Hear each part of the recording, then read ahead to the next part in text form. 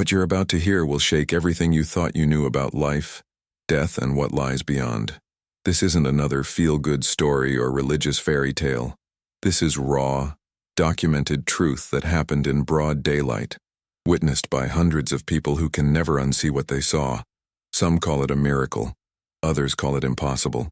But everyone who was there that day calls it the moment everything changed forever. You think you understand the boundaries between this world and the next? You think you know what's real and what's not? By the time you finish listening to this, you'll question everything you've ever believed about death itself. And here's what terrifies most people. Once you know this truth, you can never go back to your comfortable ignorance. On March 15, 2019, in the small town of Cedar Falls, something happened that defied every law of physics, every medical explanation, and every rational thought. A truck carrying 40 tons of steel crashed through a crowd of walking Christians at 70 miles per hour. What should have been a massacre became something else entirely, something that made hardened police officers weep like children and atheists fall to their knees in the middle of the street.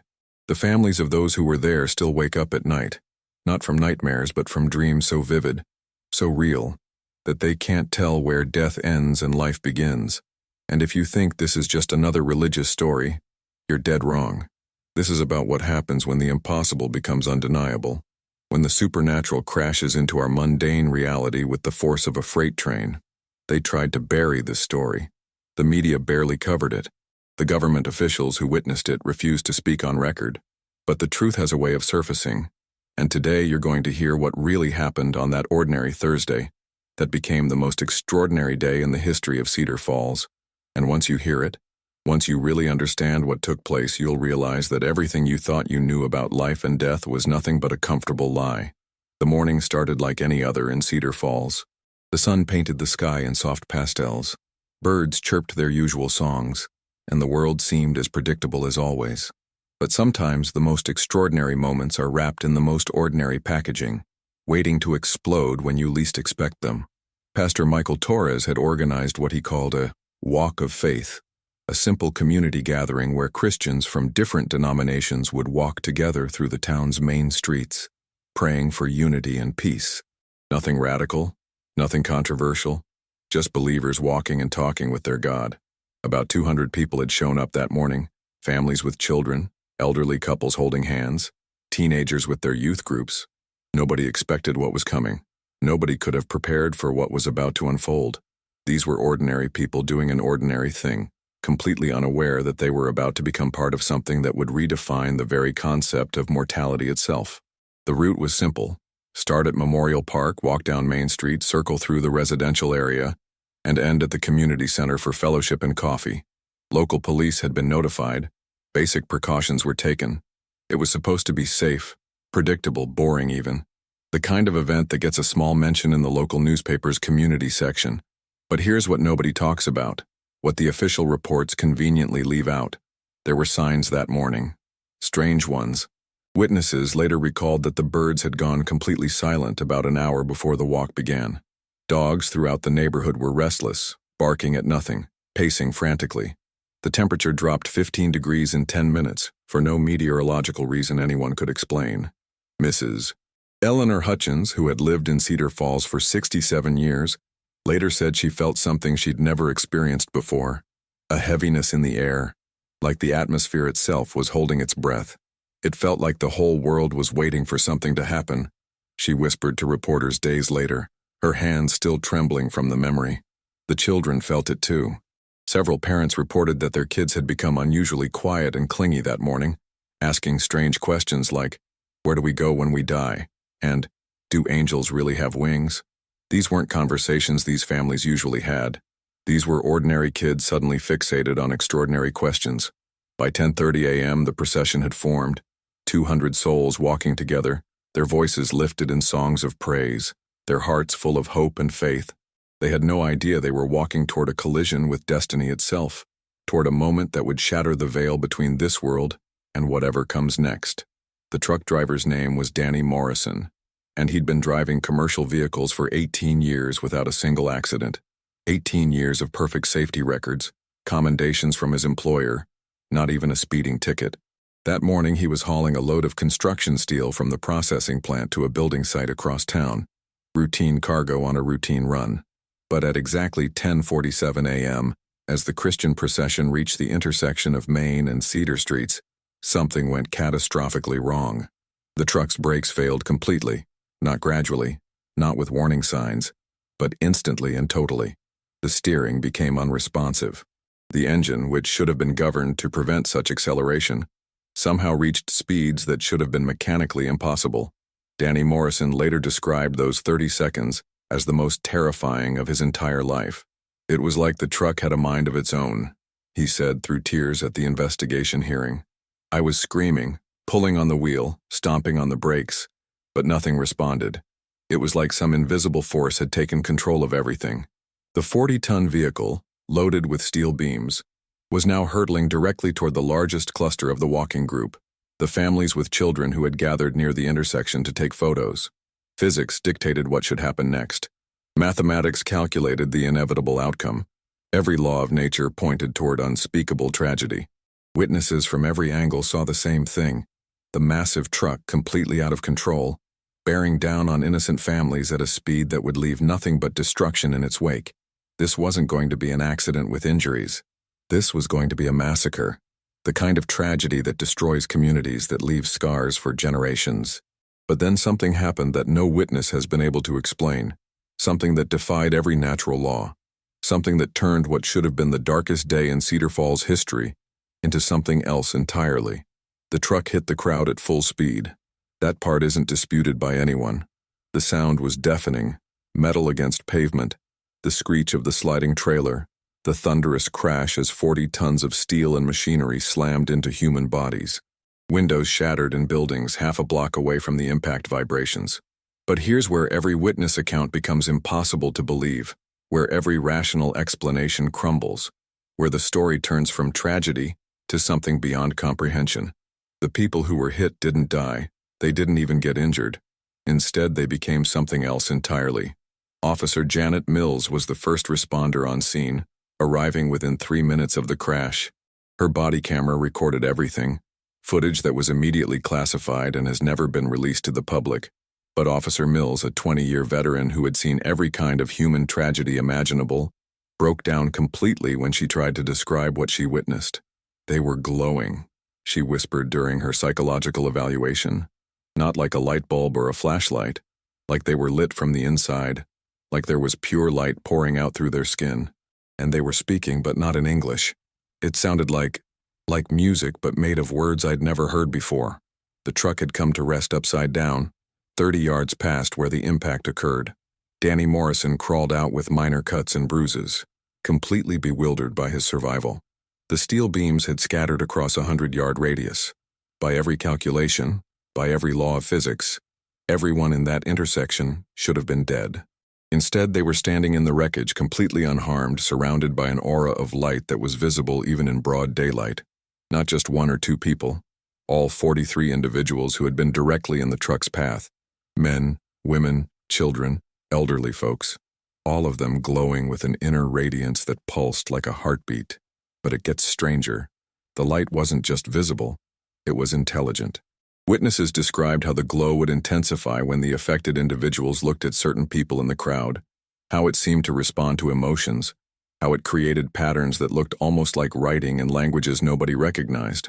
Dr. Sarah Chen, an emergency room physician who arrived with the ambulance crew, later lost her medical license for refusing to recant her testimony about what she observed.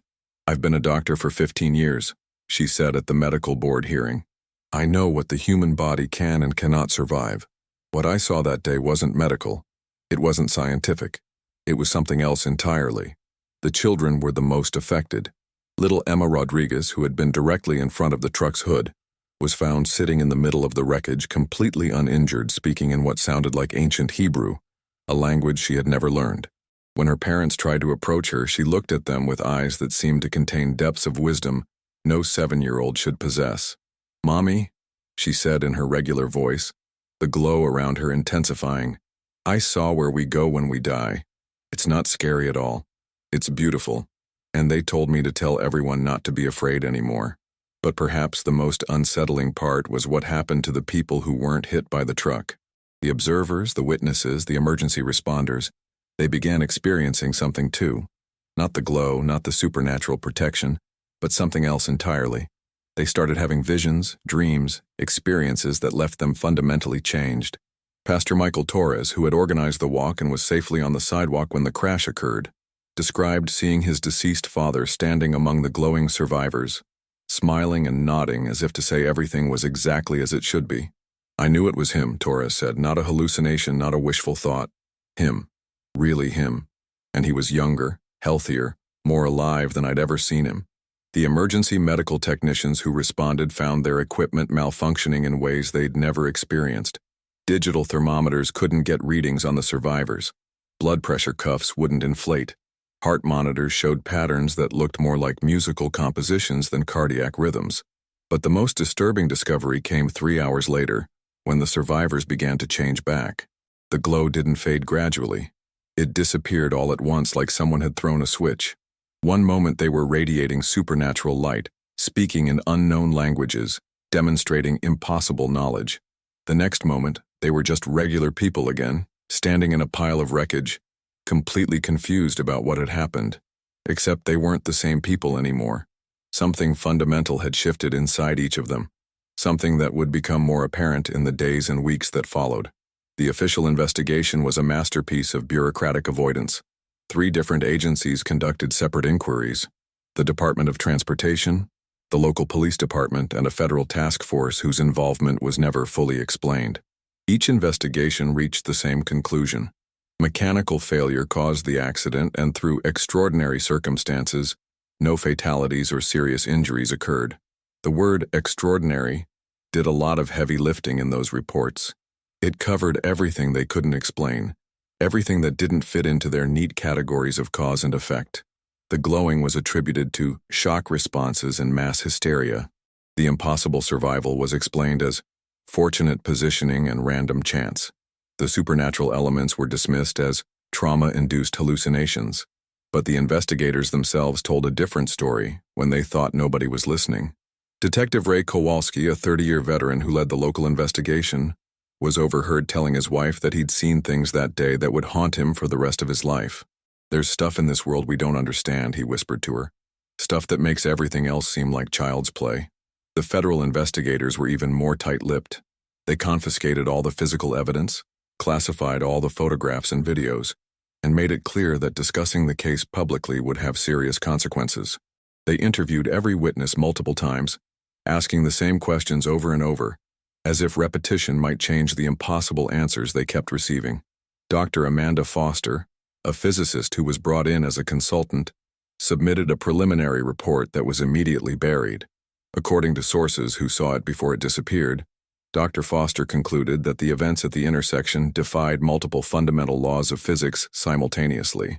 Her report apparently stated that the only way to explain what happened was to accept that some force beyond current scientific understanding had intervened directly in the natural order. The truck itself became a subject of intense scrutiny. Every component was analyzed, every system was tested, every possible explanation for the mechanical failure was explored. The results were classified, but mechanics who worked on the investigation quietly spread word that the truck's brake system hadn't just failed. It had been somehow overridden by forces that left no traceable evidence. Most disturbing of all were the security camera recordings from businesses around the intersection. Multiple cameras captured the event from different angles, but when investigators reviewed the footage, they found something that made no logical sense. The cameras showed the truck hitting the crowd. They showed the massive impact and destruction, but they didn't show any people being struck. Instead, the footage appeared to show the truck passing through empty space while somehow still causing massive physical damage to the surrounding area. The media coverage was another story entirely. Despite happening in broad daylight with hundreds of witnesses, the incident received minimal national attention. The few news reports that did appear focused solely on the mechanical failure and the miraculous lack of casualties. None mentioned the glowing, the supernatural protection, or the other unexplained phenomena. But something was happening behind the scenes, something that suggested powerful forces were working hard to keep this story buried. Reporters who tried to investigate further found their sources suddenly unwilling to talk. Video footage mysteriously disappeared from phones and computers. Witnesses began declining interviews, claiming they'd been advised not to discuss the matter publicly. The survivors themselves became the most compelling evidence of all. In the weeks following the accident, their lives changed in ways that couldn't be explained by psychological trauma or near-death experiences. They developed abilities, insights, and knowledge that they'd never possessed before. And their transformations were just beginning. The changes in the survivors started small, almost imperceptible.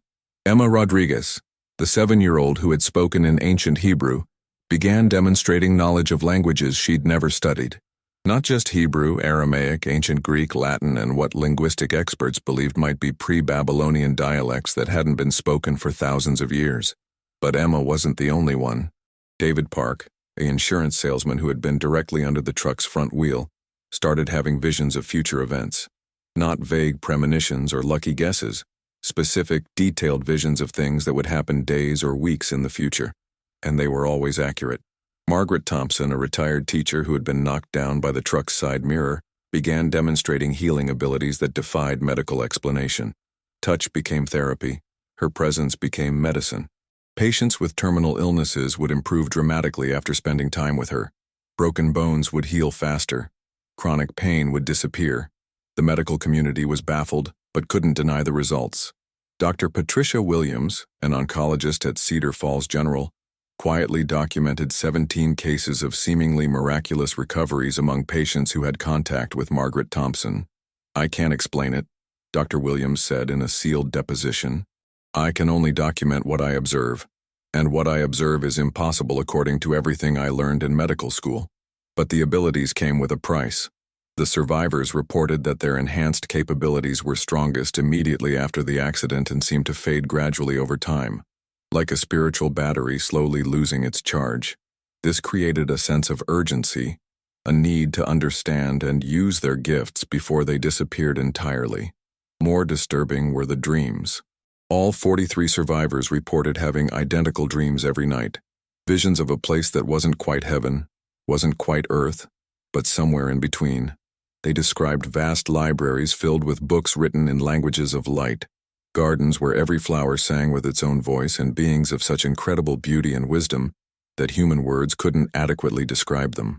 In these shared dreams they were given a message, a warning actually. Something was coming to Earth, something that would test humanity's faith and understanding in ways never before experienced. The survivors weren't just randomly chosen to survive the accident. They were chosen to prepare others for what was approaching. James Mitchell, a construction worker who had been carrying his 3-year-old daughter during the walk, began experiencing what he called time slips. He would suddenly find himself seeing events from the past or future overlaid on present reality.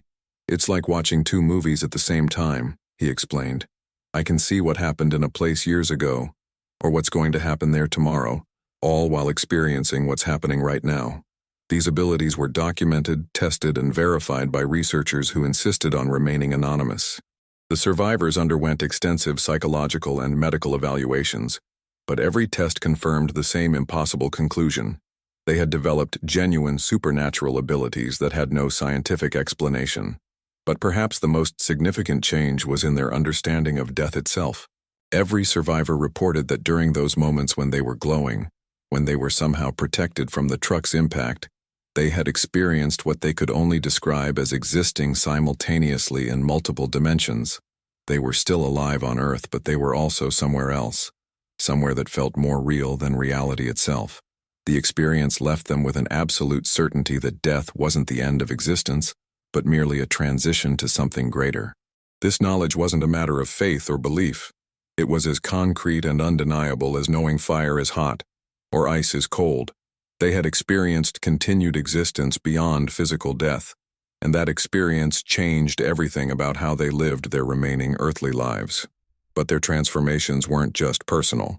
The entire town of Cedar Falls began experiencing unusual phenomena.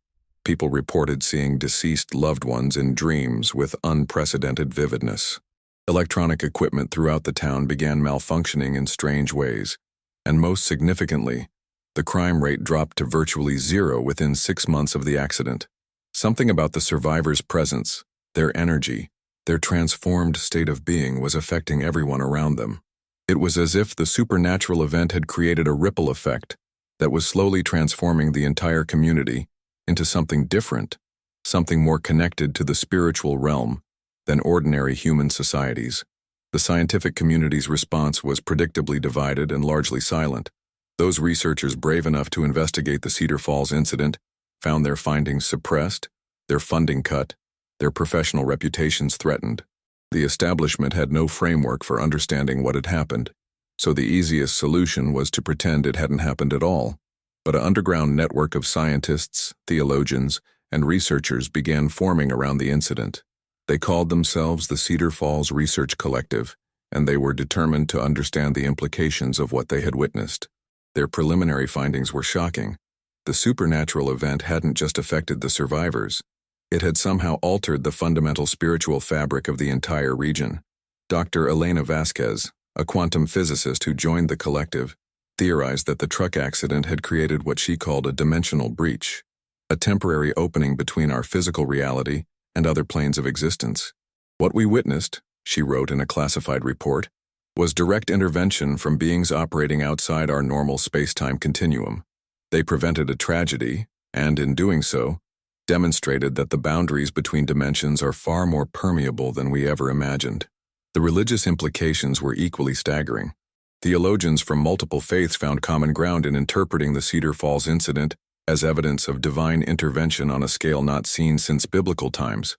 But their interpretations raised more questions than they answered. Why these people? Why this moment? And what did their transformation mean for humanity's spiritual evolution? As the first anniversary of the accident approached, the survivors reported that their abilities were growing stronger again, not weaker. The temporary nature of their gifts had apparently been reversed. Something was calling them back to that intersection. Something was preparing to manifest itself once again. The survivors weren't just randomly chosen victims of a truck accident. They were selected messengers, human bridges between our world and something far greater. And their message was becoming clearer with each passing day. Humanity was about to face a test of faith unlike anything in recorded history. The Cedar Falls incident wasn't an ending. It was a beginning. The skeptics came out in force, of course.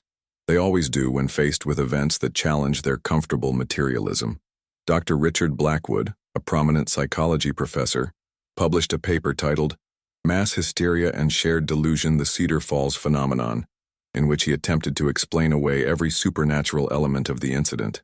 According to Dr. Blackwood's theory, the survivors had experienced collective trauma-induced hallucinations, reinforced by their shared religious beliefs and amplified by media attention and community expectations. The apparent supernatural abilities were either coincidental events interpreted through a religious lens or outright fabrications designed to maintain attention and sympathy. But Dr. Blackwood had never interviewed any of the survivors directly. He had never visited Cedar Falls or examined any of the physical evidence.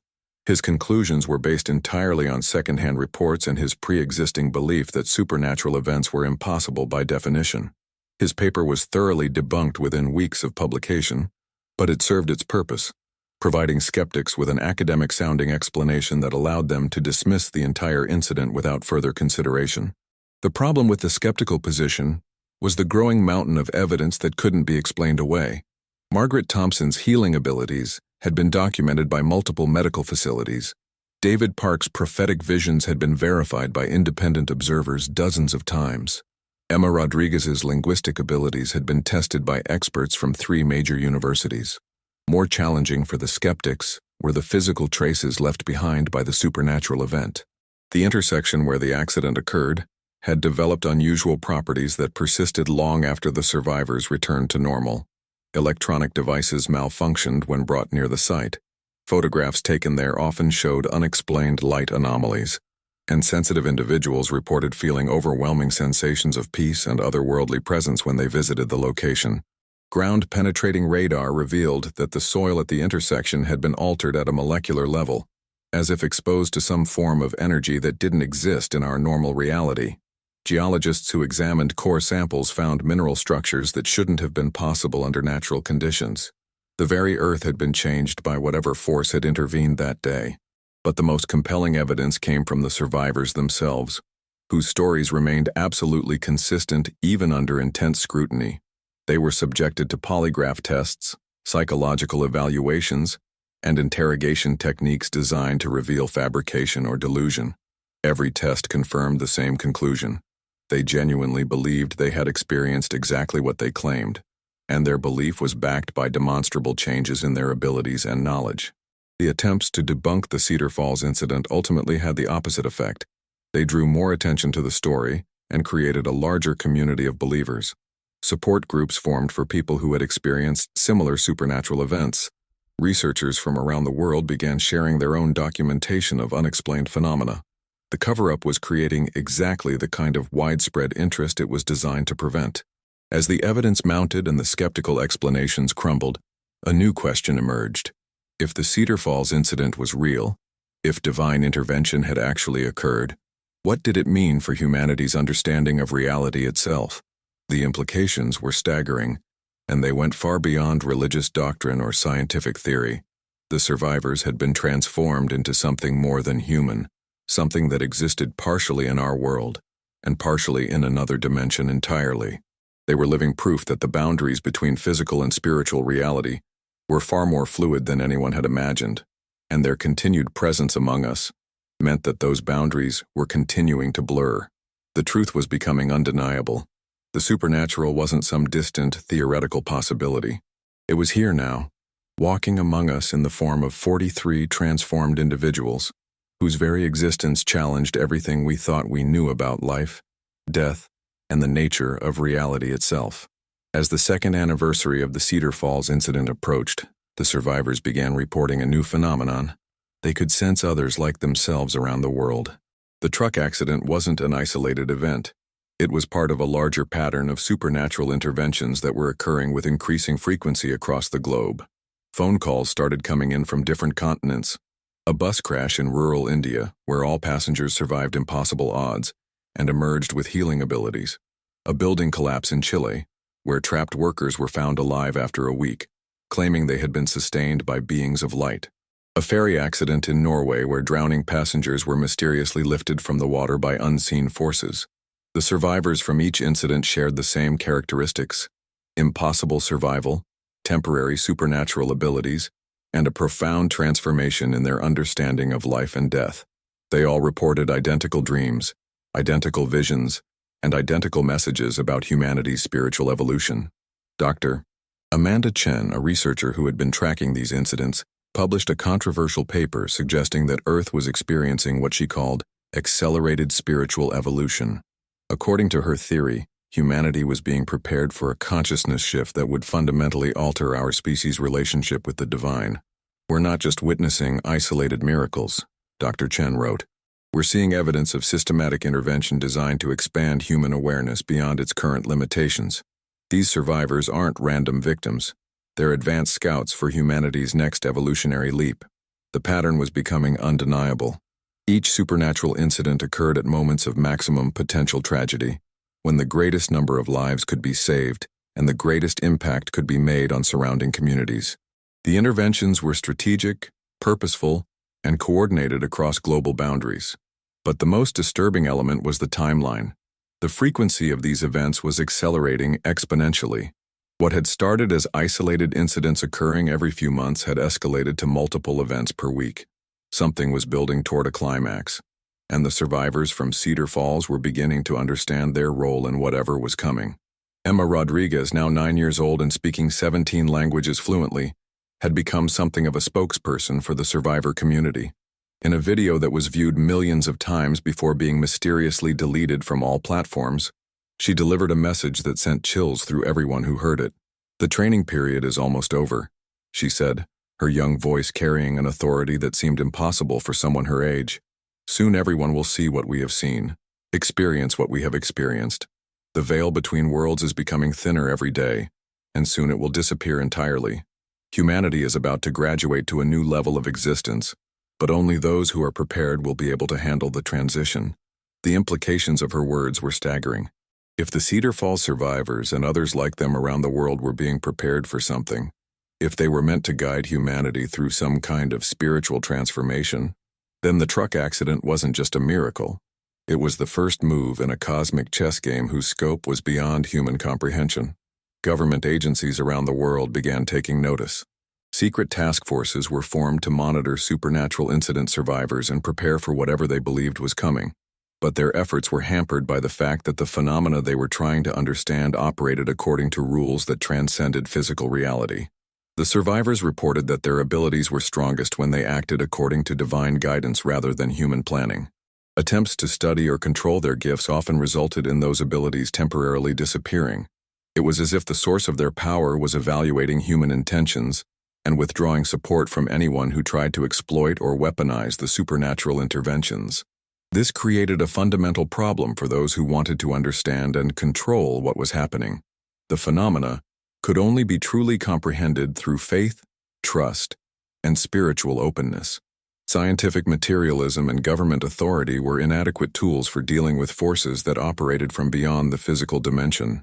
As the network of survivors grew, and their shared visions became more detailed, a clearer picture began to emerge of what humanity was facing. The transformation wouldn't be gradual or optional. It was going to be sudden, universal, and complete. Everyone on Earth would simultaneously experience what the truck accident survivors had experienced individually, a direct encounter with the spiritual dimension that would permanently alter human consciousness. The question wasn't whether this transformation would occur. The survivors were certain it was inevitable. The question was whether humanity would be prepared to handle it without losing its sanity, its social structures, and its ability to function as a species. The Cedar Falls survivors had been given 2 years to develop their abilities, to understand their new nature, and to prepare others for what was coming. Their time as advanced scouts was almost over. Soon everyone would be forced to confront the reality that physical existence was just one layer of a much larger, much more complex universe. And once that moment arrived, once every human being on Earth experienced direct contact with the divine dimension, there would be no going back to the comfortable illusions of purely material existence. Humanity would either evolve into something greater, or it would be overwhelmed by realities too profound for the human mind to process. The final revelation came on exactly the 2-year anniversary of the Cedar Falls incident. All 43 survivors woke up at precisely 3:33 a.m. with the same vision, the same message, and the same understanding of what their experience had truly meant. They had not been saved from death. They had been selected to serve as anchors for humanity's transition into a new phase of existence. Their supernatural abilities weren't permanent gifts, but temporary training tools, preparing them to serve as guides when the rest of humanity underwent the same transformation they had experienced. The truck accident had been a dress rehearsal for something far more significant, the moment when the spiritual dimension would become visible to every human being on Earth simultaneously. It was going to happen within the next year, and it was going to change everything about human civilization forever. Emma Rodriguez, now speaking with the authority of someone who had seen beyond the veil of physical reality, delivered the final message that the survivors had been chosen to share. The time of preparation is ending. The time of transformation is beginning.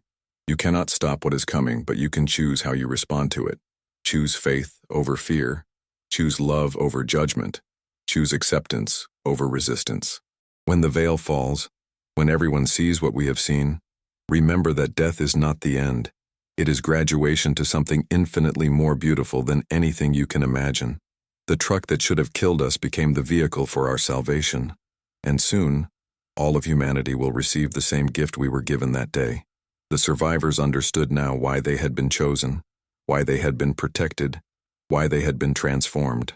They were humanity's introduction to its own destiny, living proof that consciousness could survive physical death, that love could overcome any obstacle, that the spiritual dimension was not only real, but accessible to anyone willing to open their heart to possibilities beyond material existence. The Cedar Falls incident wasn't just a miracle. It wasn't just divine intervention. It was a preview of humanity's graduation day, a demonstration of what every human soul was destined to become once the artificial barriers between physical and spiritual reality finally dissolved forever. And that day was coming sooner than anyone except the survivors realized. The transformation that had begun with a runaway truck on a quiet Thursday morning was about to encompass the entire human species. Ready or not, humanity was about to discover that everything they thought they knew about life, death, and reality itself was just the prologue to a much larger, much more magnificent story.